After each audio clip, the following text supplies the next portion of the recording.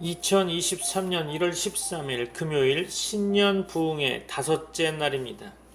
1월 한 달 동안 수요예배와 금요예배 그리고 토요예배까지 베드로전서의 말씀을 통해 진정한 성경적 교회에 대해 살펴보려고 합니다.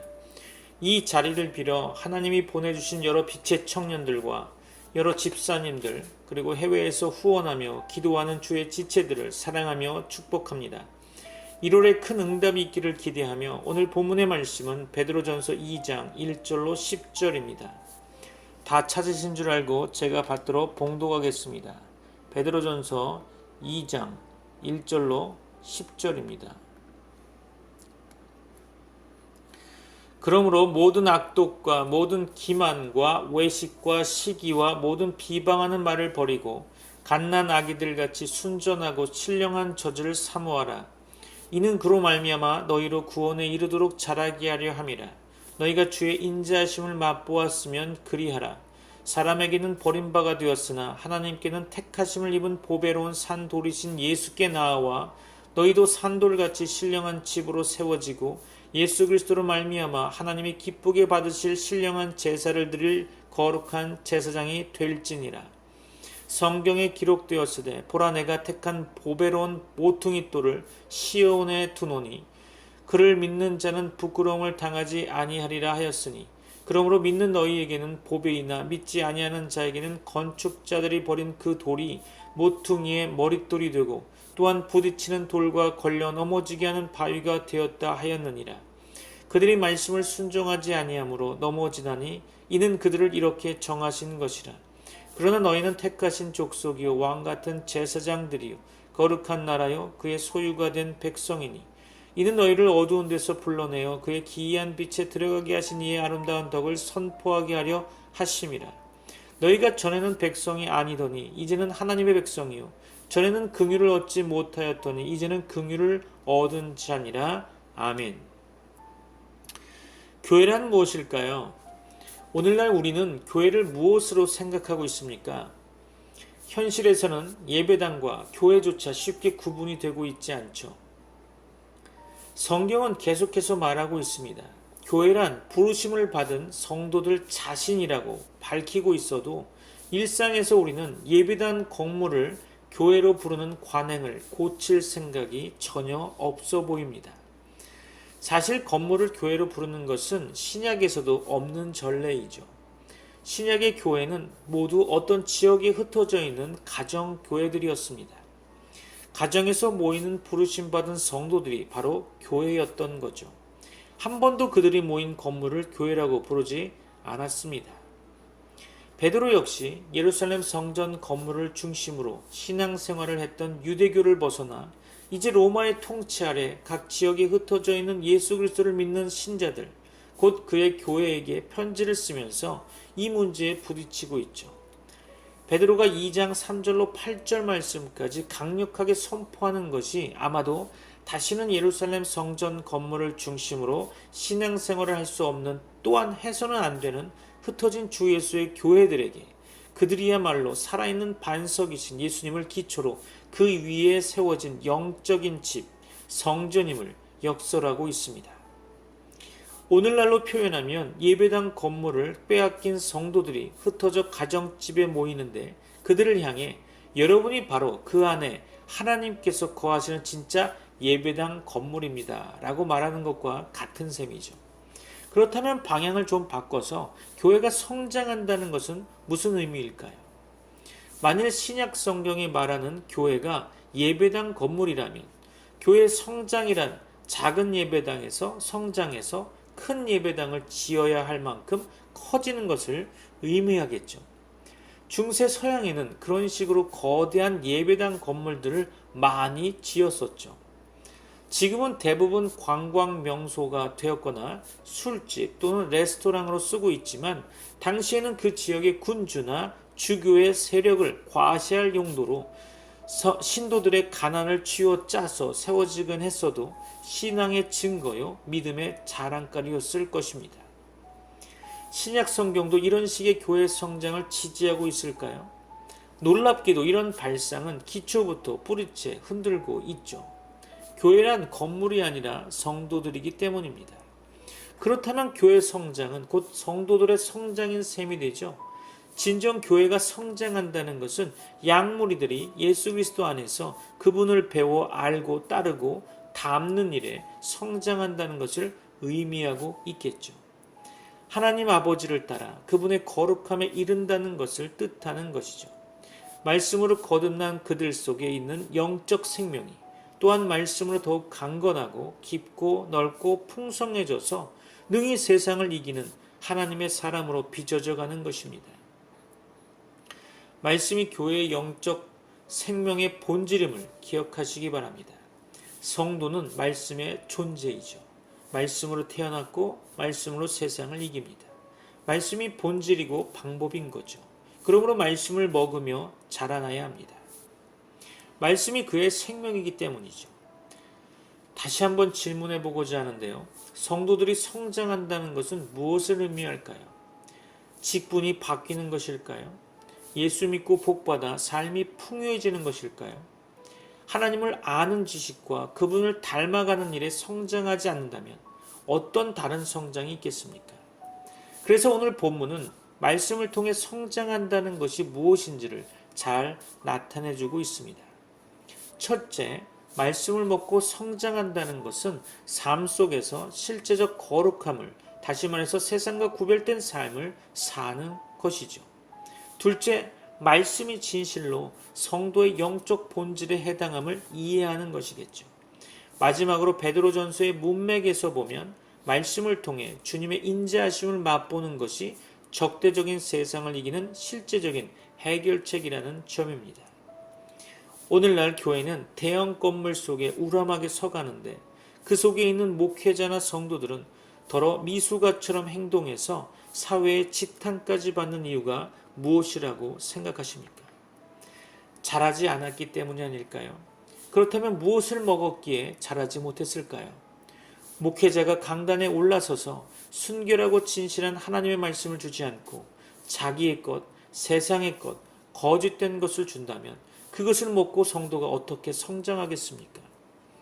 교회를 진정으로 성장하게 하려면 교회가 그것으로 말미암아 거듭난 그 복음, 그 말씀, 그 동일한 하나님의 말씀을 먹어야만 하는 거겠죠. 불량식품을 먹어서는 건강을 장담할 수 없는 거 아니겠습니까? 그런 의미인 거죠. 교회는 말씀 없이 설명될 수 없습니다. 말씀 없이는 그 출생도 성장도 그리고 결국 종말도 설명되지 않는 것입니다.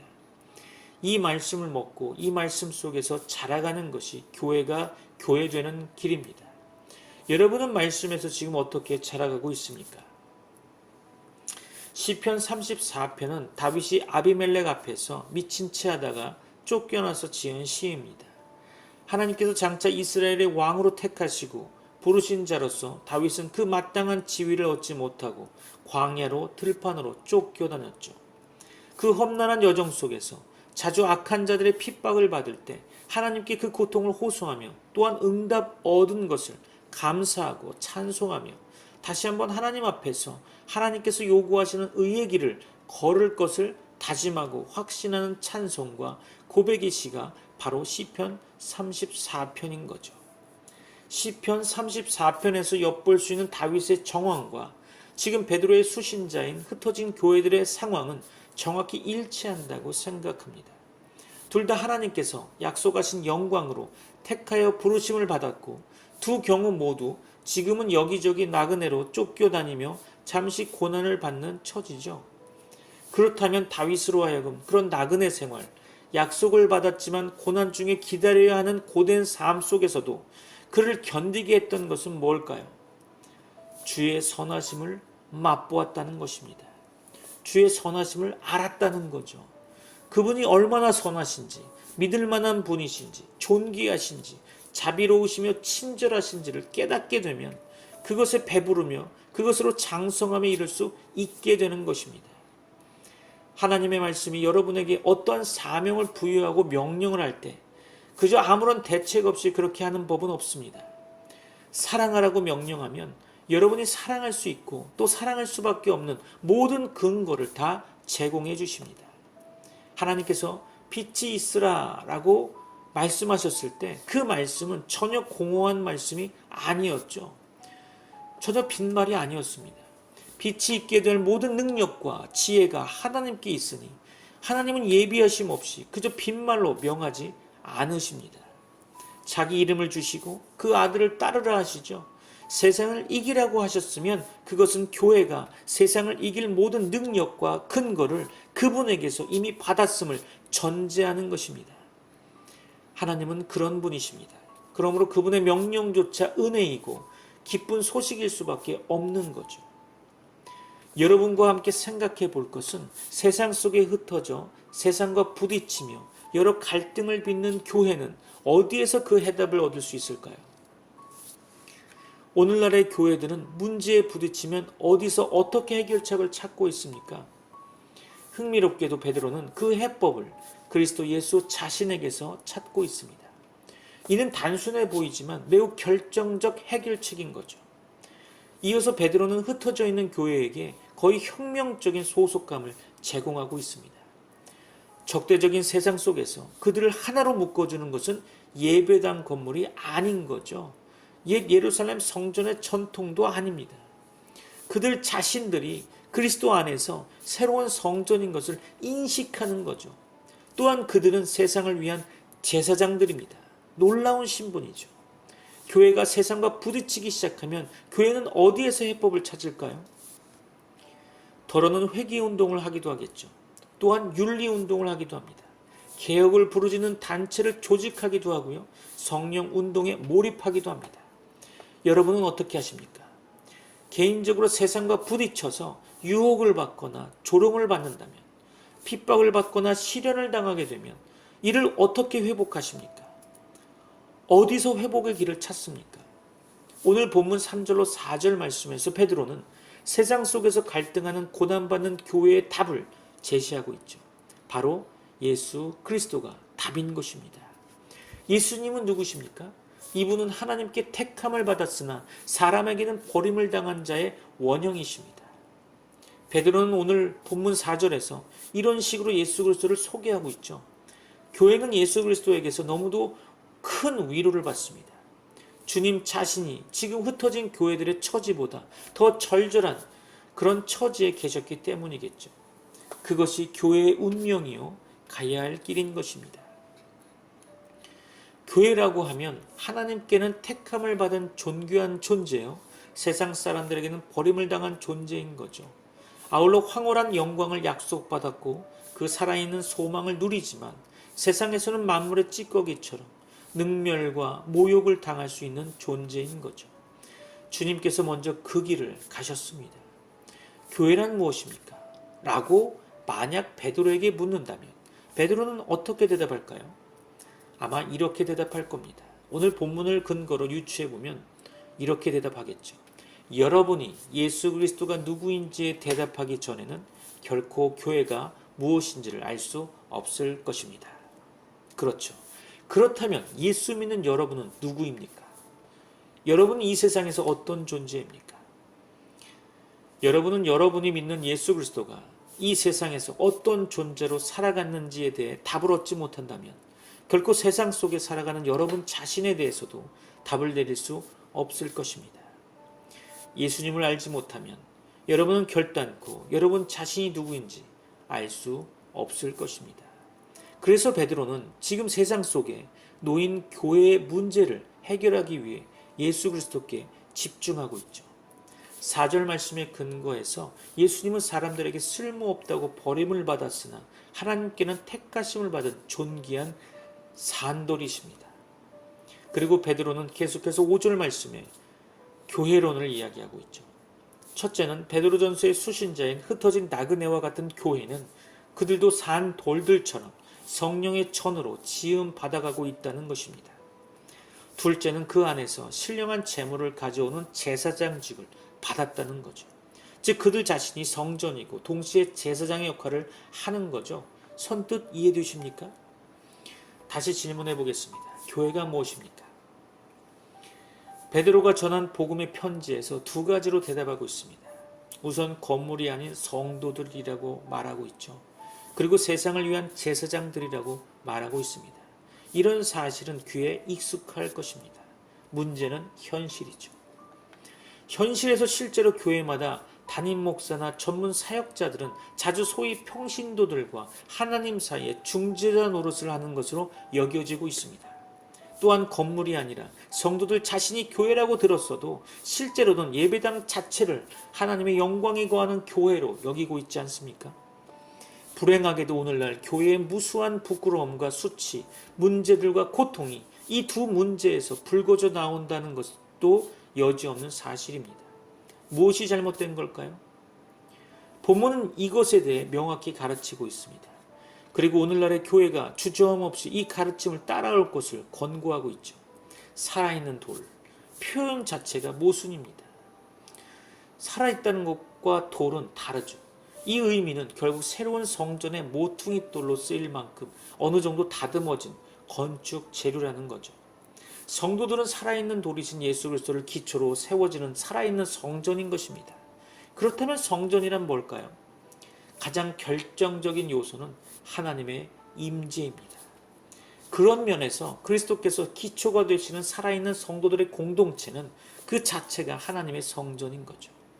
두 번째로 교회는 그 기초 돌이신 예수님이 그러하신 것처럼 세상 사람들의 관점에서는 무가치하고 쓸모없다고 버림받는 존재일지 모르나 하나님의 관점에서 보면 오히려 세상을 위하여 택하신 제사장직을 맡은 제사장 공동체라는 거죠. 베드로는 처음부터 세상 속에 처한 교회를 삼위 하나님의 관점, 구약 계시로부터 바라보는 관점, 하늘의 관점을 제시해 왔는데 이제 오늘 본문에서는 예수 그리스도의 관점을 추가로 제시하고 있죠. 성도가 이런 관점에 익숙해지지 않으면 자신도 모르게 세상의 관점으로 스스로를 바라보게 되어 있죠. 그러면 스스로 초라해지고 버림받은 것처럼 느껴지며 소외감 속에서 결국 자신도 세상처럼 되고자 해서 자신의 신분도 방향도 목적지도 잃어버리는 처지에 놓이게 되는 거죠. 그러나 결코 그렇지 않습니다. 세상은 교회를 우습게 여기고 이상한 집단이라고 따돌릴지 모르나 하나님은 교회에게 세상을 중보하는 예수 그리스도로 말미암아 세상을 하나님께로 이끌고 나와야 하는 제사장직을 맡기셨습니다. 사실 오늘 본문 5절의 말씀은 종교개혁 당시 만인 제사장설의 근거가 되었습니다. 만인 제사장설에 대해 아십니까? 빛의 청년들을 위해 간단히 설명하자면 만인 제사장설은 카톨릭이나 구약에서처럼 하나님의 백성들 안에서 사제나 레위인들과 같은 어떤 특정한 계급만이 나머지 백성들을 위한 제사장이 아니라 모든 신자가 다 제사장이라는 것이지만 본문의 말씀은 여기에 강조점이 있지는 않습니다. 본문의 직접적인 강조점은 인류 앞에 교회가 갖는 공동체적인 정체성과 사명인 거죠. 이런 점에서 본문은 오늘날 교회에게 시사하는 바가 많습니다. 교회의 본분은 세상을 위한 제사장입니다. 교회는 이끄는 자와 따르는 자 상관없이 모두가 함께 썩지 않고 더럽지 않고 쇠하지 않는 나라를 바라보며 함께 힘을 합쳐 이 세상 속에서 이 세상을 그 거룩한 나라로 이끌어내기 위한 제사장의 직분을 감당해야 하는 것입니다. 교회는 결단코 교회 자신을 위하여 존재하는 것이 아니라 세상을 위한 제사장으로 존재한다는 점을 잊지 말아야 할 것입니다. 하지만 교회를 적대하는 세상에 대하여 교회가 제사장직을 가졌다는 것은 매우 역설적이죠. 제사장은 사람들을 하나님 앞으로 데리고 나오는 직분입니다. 그렇다면 교회, 곧 성도들이 세상 속에서 어떻게 세상 사람들을 하나님께로 이끌고 나오는 제사장들이 될 수 있을까요? 어떻게 그들을 하나님 앞으로 인도할 것입니까? 오늘 본문은 예수 그리스도를 통하여 하나님께서 받으실 만한 신령한 제물을 드려야 한다고 말하고 있습니다. 본문 5절 말씀 볼까요? 베드로전서 2장 5절입니다. 너희도 산돌같이 신령한 집으로 세워지고 예수 그리스도로 말미암아 하나님이 기쁘게 받으실 신령한 제사를 드릴 거룩한 제사장이 될지니라. 아멘. 교회는 바로 교회를 무가치하고 쓸모없게 여겨버리는 그런 세상의 비난과 오해 속에서 이 제사장직을 수행하도록 되어 있습니다. 베드로는 이제 이런 제사장직의 원형을 예수 그리스도에게 찾고 있죠. 교회는 그리스도께서 행하셨던 바를 쫓아 불의한 세상을 위한 제사장직을 수행하도록 부름받고 있습니다. 이것이 오늘 본문에서 베드로가 지속적으로 강조하는 주제이죠. 세상을 위한 선교적 고난을 감당하는 제사장으로서의 교회, 바로 그것인 것입니다. 신약 시대 유대 지도자들, 바리새인들과 서기관들, 대제사장들과 장로들도 예수 그리스도가 하나님께서 보내신 그분의 아들이심을 알아보지 못했습니다.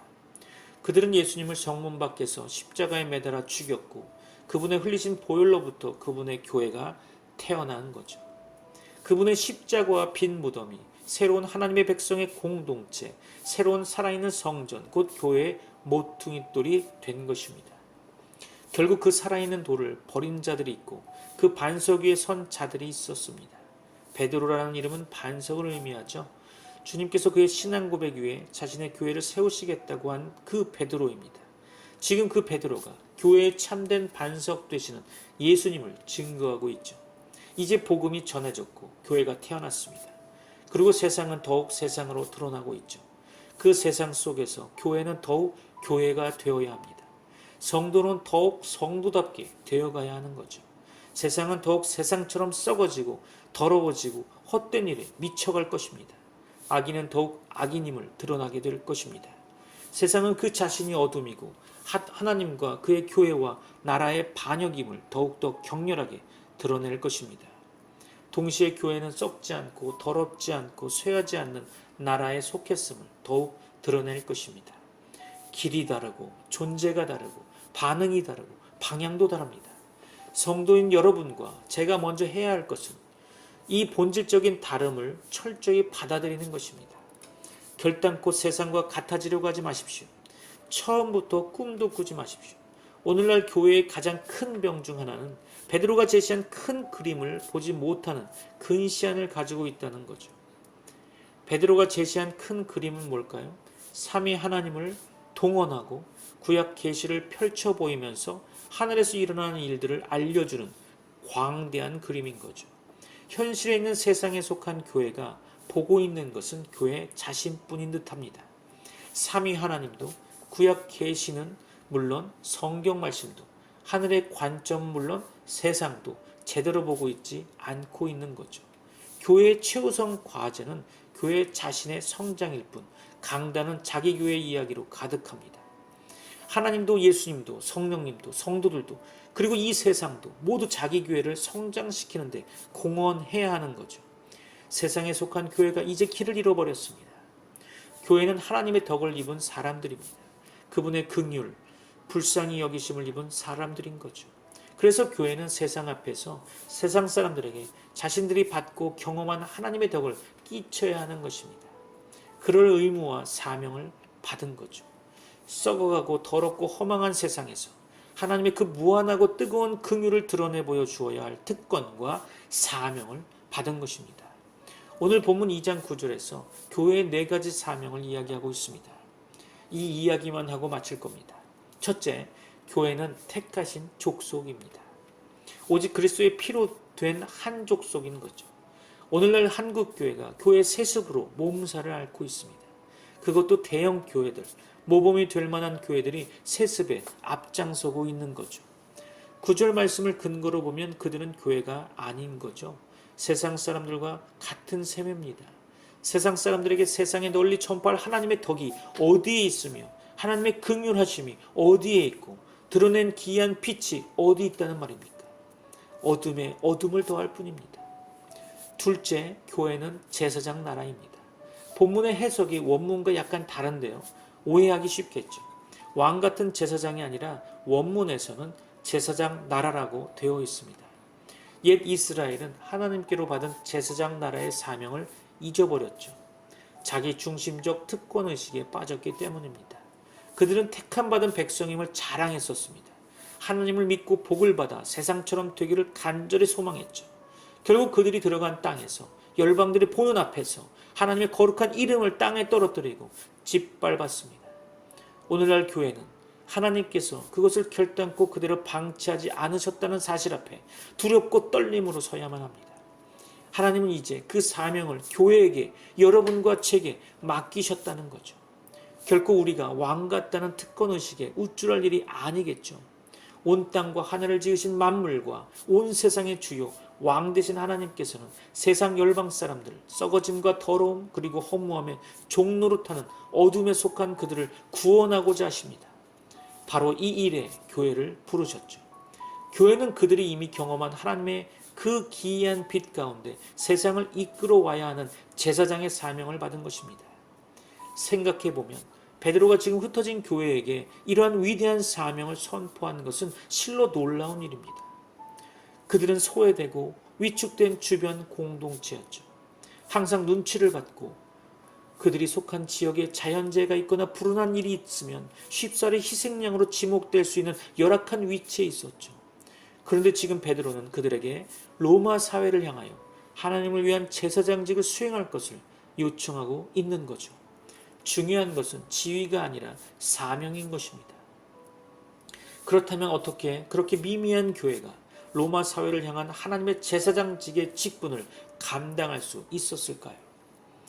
결론을 미리 말씀드리면 그것은 그리스도의 고난과 영광에 참여함으로써 가능하다는 것입니다.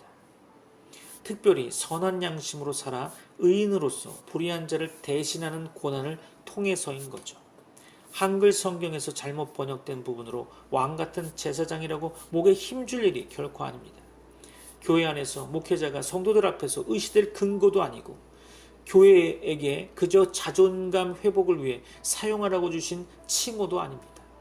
하나님께서 불의한 자들, 부패하고 더럽고 허무한 것에 종노릇하는 세상 사람들을 이제 여러분과 제 어깨 위에 얹어 놓으셨다는 것이죠. 교회는 교회를 위해 존재하지 않습니다. 하나님을 위해 존재하는 거죠.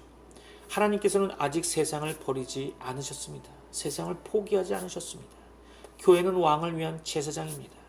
온 세상을 회복하실 하나님의 꿈을 품고 세상 속에 흩어져서 세상을 하나님께로 향하게 하는 제사장 나라인 것입니다. 셋째, 교회는 거룩한 민족입니다. 한글 성경에서는 거룩한 나라라고 번역되어 있지만 원문은 약간 다릅니다. 거룩한 민족이라고 표현하고 있죠. 그렇다면 거룩한 민족은 뭔 뜻일까요?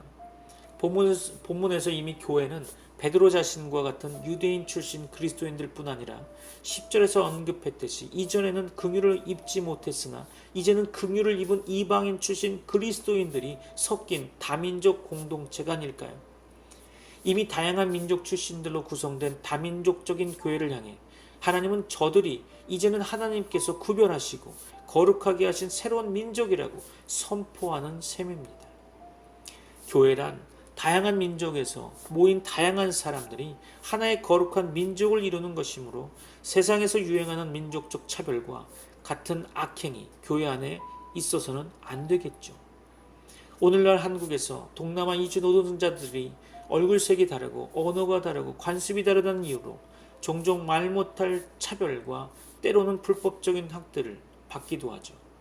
원래 다민족 공동체인 교회는 거룩한 민족으로서 이런 일을 방관해서는 안 되겠죠. 한국 사람들이 단일 민족이라고 해서 한국 교회가 단일 민족으로 이루어진 민족교회라는 생각은 비성경적 발상입니다. 교회는 하나의 거룩한 민족인 것이죠. 교회가 거룩한 민족이라는 것은 교회가 이 세상 속에 전혀 새로운 하나의 다민족적 민족으로 존재하면서 세상의 민족주의적 아집과 교만에 맞서야 함을 가르치고 있는 거죠. 교회는 하나님의 거룩한 민족으로서 이 땅에 속한 자기중심적 민족주의에 맞서야 할 것입니다. 오늘날 한국 교회는 어떻습니까? 한민족 우월주의에 빠져 있지 않습니까? 하나님께서 우리 민족을 사랑하셨다고 다른 민족이나 나라를 적대시하고 특권의식에 눈이 멀어가고 있지 않습니까? 이 땅의 교회 문화는 충분히 다민족적이라고 말할 수 있습니까? 충분히 세상 문화와는 다른 하나님 나라의 전통과 관습을 드러내고 있습니까? 이는 쉽게 감당할 수 있는 칭호도 사명도 아닙니다. 깨어서 정진해야 할 것입니다. 넷째로 교회는 하나님의 소유된 백성입니다. 이 세상은 하나님의 소유권, 그분의 주권과 통치를 인정하지 않습니다. 그런 의미에서 하나님은 특정한 사람들을 택하셔서 그분의 소유로 삼으십니다. 그들은 하나님의 베푸신 구원을 알고 그분의 보호하심을 받으며 정작 그분의 소유가 되었어도 그분을 떠난 세상을 향한 막중한 사명을 부여받았습니다. 생각하면 놀랍죠. 로마 제국의 변두리 아나톨리안 반도에 흩어진 적은 무리의 교회들에게 하나님은 로마 제국 자체의 회복을 명하고 계신 셈입니다. 마치 로마의 운명은 시저나 로마 시민들이 아니라 흩어진 교회에게 달려있다고 말씀하시는 것과 같은 거죠. 그들은 정말 이런 사명을 의식했을까요? 적어도 서신의 본문 내용들은 베드로가 이를 명확히 인식하고 또 독려하고 있음을 알게 됩니다. 지극히 연약한 자들, 사회적으로 미미한 약자들, 노예들, 믿지 않는 남편을 가진 아내들, 억울한 고난을 당할 수밖에 없는 처지에 있는 성도들에게 베드로는 선포하고 있죠. 바로 여러분들 손에 로마에 가득한 수많은 영혼들의 회복이 달려있다고. 어떻게 이런 일이 있을 수 있을까요? 베드로는 본문에서 바로 이 문제에 대답하고 있죠. 그 전에 한두 가지 짚고 넘어가야 할 것들이 있습니다. 오늘날 교회와 관련해서 소유라는 말은 참 예민한 주제입니다. 교회는 누구의 소유입니까? 너무도 답이 명확하지만 현실은 그렇지 않죠. 사꾼 같은 목회자들의 덕없는 탐심 때문에 누구든 교회에서 하나님께서 그 아들의 거룩한 피로 값주고 사신 양무리들을 마치 제 소유처럼 생각하고 그 위에 군림하려 한다면 그러한 사꾼 목자들에게 무서운 심판이 있을 것입니다. 교회가 기업처럼 운영되는 세속화된 시대에 교회를 마치 제 소유처럼 세습하거나 목사 자신의 소유처럼 전횡을 휘두른다면 이는 참된 교회의 소유자이신 하나님께 저주를 받아야 마땅합니다. 목회자는 교회를 위하여 일평생을 바쳐도 교회를 소유할 수 없습니다. 그가 설령 피 흘렸다고 한들 그 피가 누구의 죄를 속죄할 수 있겠습니까? 그저 부르심을 받아 충성할 특권을 마음껏 누리다가 가는 종일 뿐입니다. 종이 그 집을 위하여 충성을 다하였더라도 그 집을 소유한 주인이 되지는 않습니다. 그저 무익한 종일 뿐입니다. 물론 교회는 수고한 종을 마땅히 돌아보아야 합니다. 그러나 종을 주인 삼는 어리석음에 빠져서는 안 되겠죠.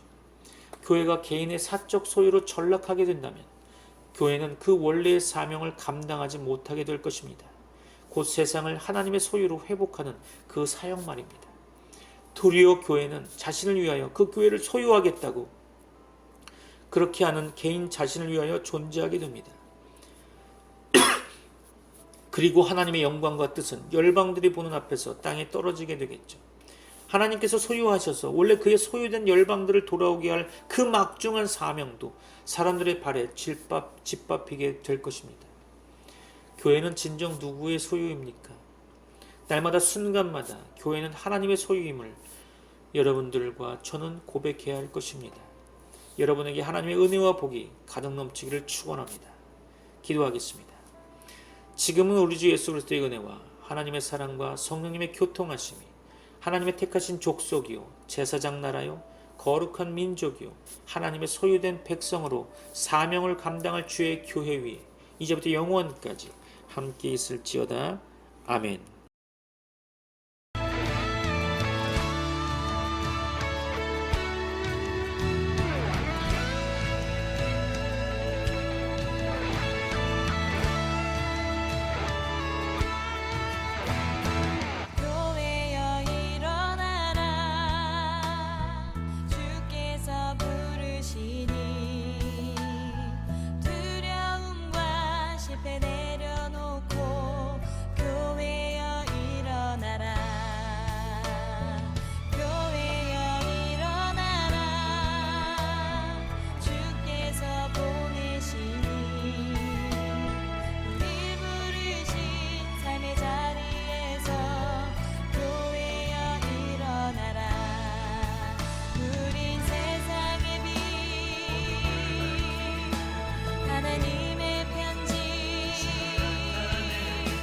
주의